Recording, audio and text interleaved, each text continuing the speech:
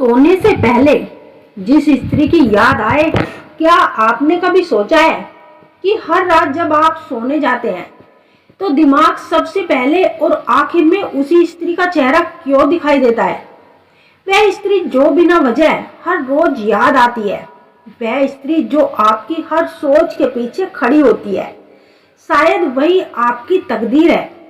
आज हम जानेंगे ऐसे लव साइकोलॉजी फैक्ट जो राधा और कृष्ण की प्रेम गाथा की गहराई से जुड़ा है।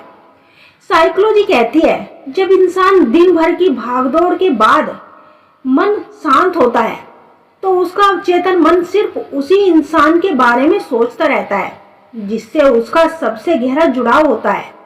अगर हर रात सोने से पहले एक स्त्री आपके जहन में आती है तो वह केवल आकर्षण नहीं है, एक ऐसा गहरा रिश्ता जो भावनाओं का, आत्मा का ऐसा जुड़ाव शरीर से नहीं चेतना से होता है।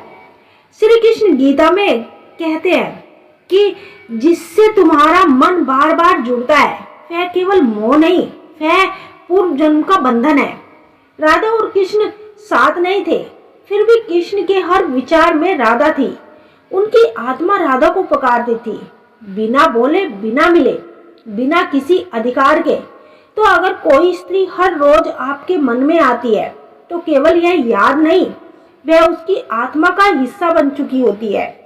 ऐसा प्रेम चुपचाप होता है, ना तो वो स्टेटस में दिखाई देता है और ना ही पोस्ट में, बस हर रात एक खामोश एहसास बनकर उसके साथ होता है। अगर आप उसे हर दिन देख नहीं पा रहे तो फिर भी हर रात उसकी याद आपके सिरहाने बैठ जाती है, तो समझ लीजिए आपका मन, आपकी आत्मा और शायद उसकी तकदीर उसे कब से अपना मान चुकी है।